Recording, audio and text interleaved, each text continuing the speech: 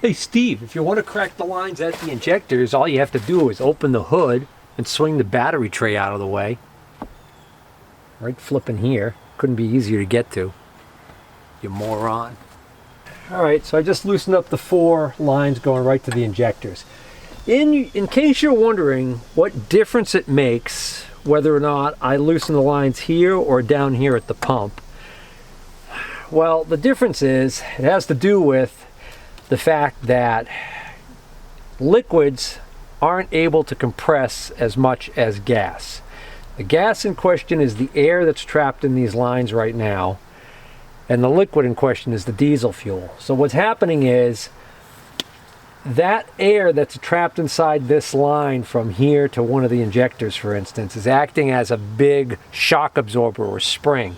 So every time this pump tries to push out the high pressure fuel, it's compressing that spring, so to speak, and then the spring just kind of gives way and relaxes. And so what we want to do is we want to try and get as much air out of the system up to and as close to the point where it actually gets into the combustion chamber as possible, and that would be right here at these connections going into the injectors. So I've got all 4 of those cracked, so now go back to cranking the engine until we get fuel leakage out of all 4 of these lines, hopefully. And then we'll tighten those lines back up and we'll try it again.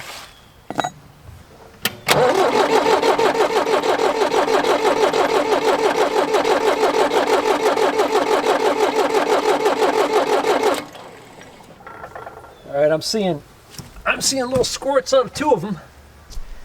Well, it looked like we were getting spurts out of 3 out of 4 of them, so I tightened them all back up. I'm feeling lucky.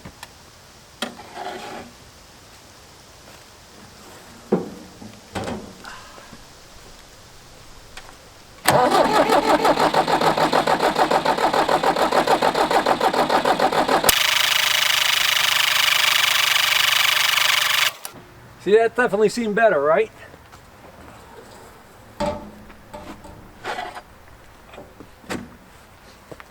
With the Oliver, I had to repeat this process a couple times before it worked. Beats being dragged around the field by another tractor, I think. Oh, this is my last attempt for tonight. And then the rain's moving in tomorrow, so might be a couple days before I can get back to it.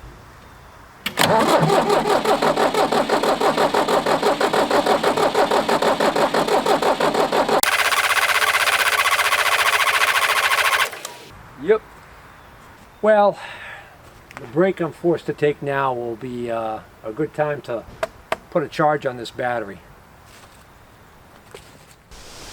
Well, it's late October and that rain just moved out of the area and the wind advisory is almost over. It was a genuine, what we call a nor'easter here in New England. Luckily it wasn't snow. There was, years ago, on October 30th, years ago, we had a nor'easter that came through and actually dumped several inches of snow, so it's not unheard of. But this was just rain and wind. Out on Martha's Vineyard, which is an island off the Massachusetts coastline, they recorded a peak gust of 88 miles per hour. So, and I guess there's like 45,000 people without power here in New England right now, mostly near the coast where the wind was heaviest. All of these wet leaves on the trees weighing them down, making these limbs fall down and hit these power lines. Well, enough about the weather. So the point is, now I've got the battery fully charged, I'm back at it. Something that occurred to me that I totally forgot about, and some of you may have been screaming at your screen saying, Steve, crack the bleeder screws on the injection pump itself. So, I am not positive, but I think these 2 screws right here, this one and this one, are the bleeder screws on the pump itself. So I'm going to crack one of these. Yeah, you got fuel right there, so, and pump the pump here. Ooh, geez. There's plenty of fuel in there.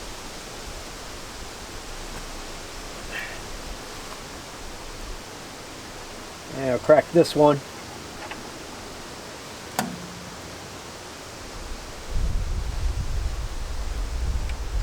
I jumped out of the way like a sissy who saw a spider.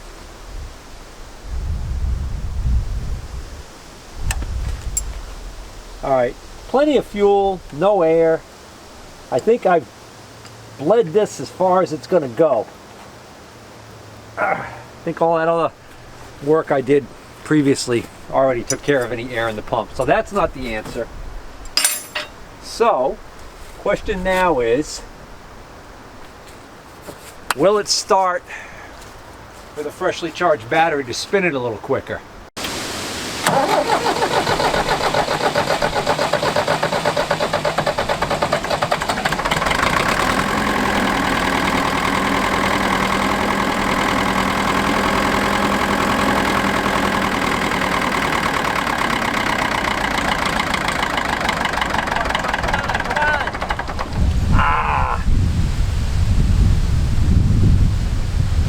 Close. So what probably just happened there is that some air in the system further back that I hadn't gotten out yet had worked its way into the pump. At least that's what I'm hoping. But that was my first try since a couple of days ago before all this rain and cold came in here. It started up, so.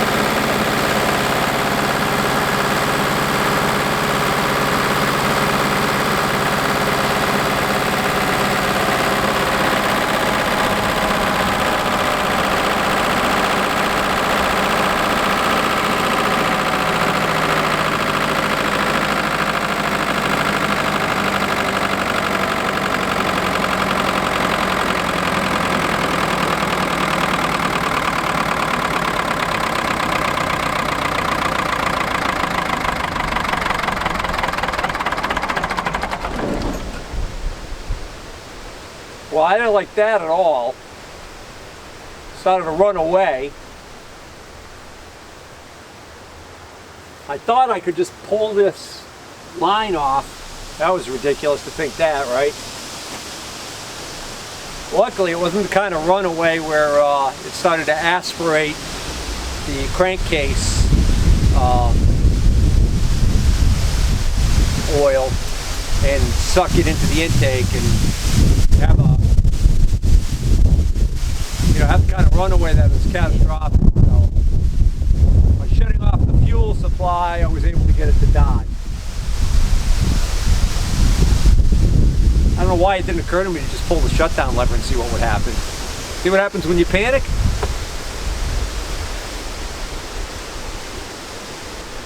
So that's interesting. Why would it do that? Just crack those injector lines again.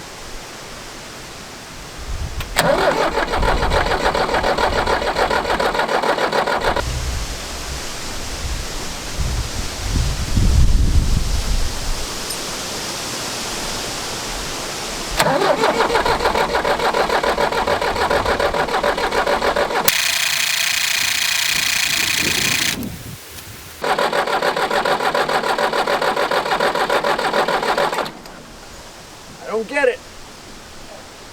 I'm going to remove this access cover, and I'm going to take a look in there and make sure that the rack that gets moved by this shutdown lever, that it's not stuck.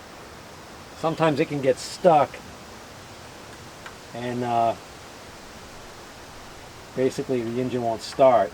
Now I'm getting a little bit of smoke out of the stack, so it's like it's getting a little fuel.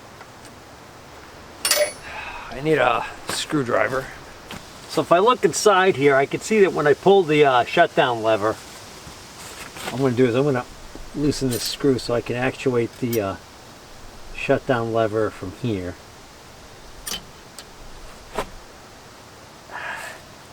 When I pull this lever back, inside there, I should see a rack moving back and forth, and I don't.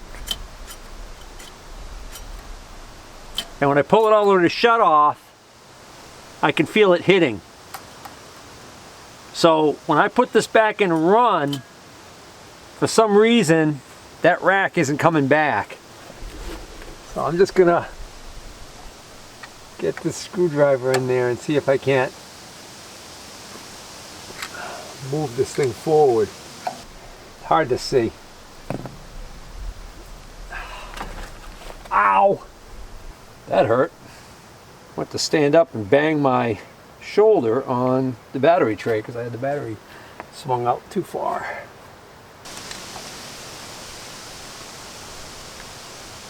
There we go. There we go. So that's even further in the stop position, so I just pushed it the wrong way.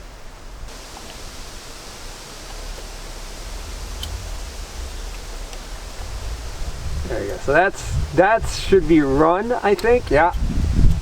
And that should be stopped. That ain't working though. How come that isn't doing anything? There we go. All right. So that is off. So I need to move this rack all the way over to this direction for run. There we go.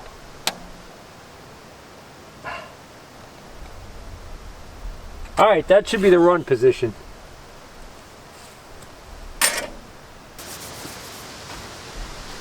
All right, let's try this again.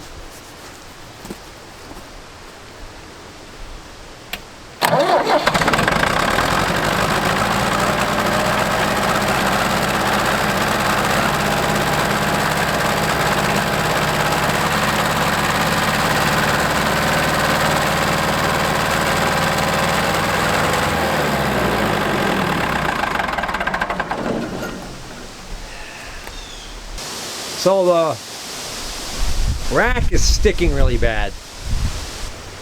That's a bummer. So you can see I pulled the fuel. I can pull the fuel shutdown lever now, and it feels like it's not doing anything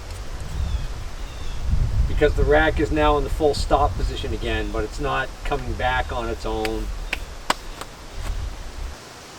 Let's pull on. Let's try with the rack about halfway.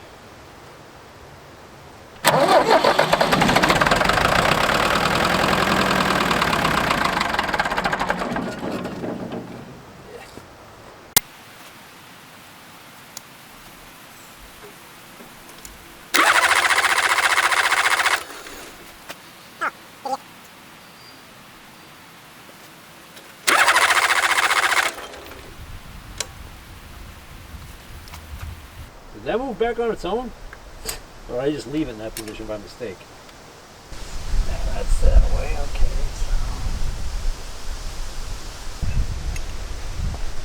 I'm tempted to try and run it with this cover off, but I got a feeling I'm going to get showered with oil. Should have brought a 1/2-inch nut driver out here. I didn't know I'd be playing with this cover so much though.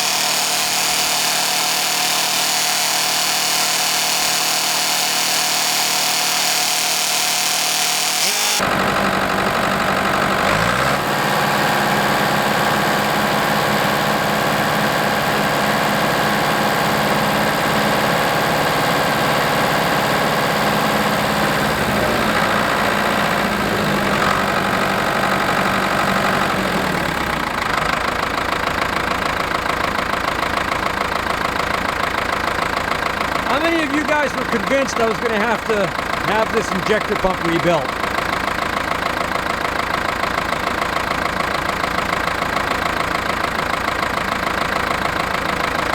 Alright, now let's see if I can shut it down with the shutdown lever and see if I can get it to restart.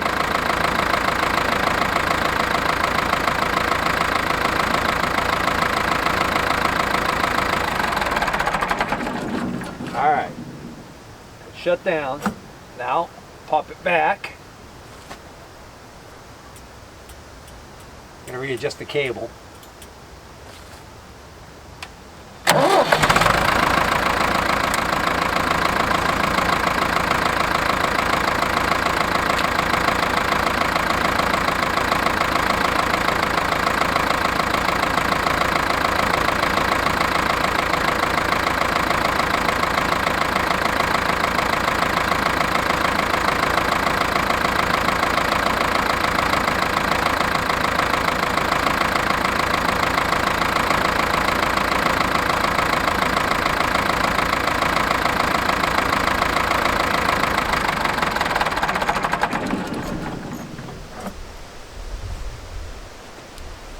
Alright, one more restart just to make sure.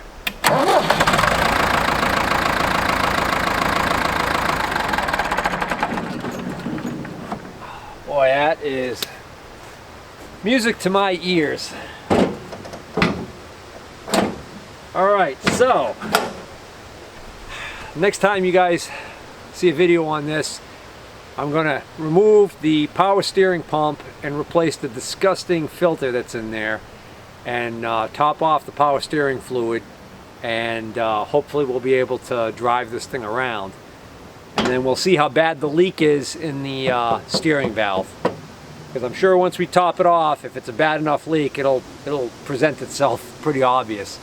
Alright, so I hope you guys enjoyed this video. If you did, please hit the like button. This was a little bit longer than I planned on. For all I know, by the time I edit it, it'll be a multi-parter. So if you hung in there for the whole saga, I appreciate it. If you're not already a subscriber, please consider subscribing. Take care.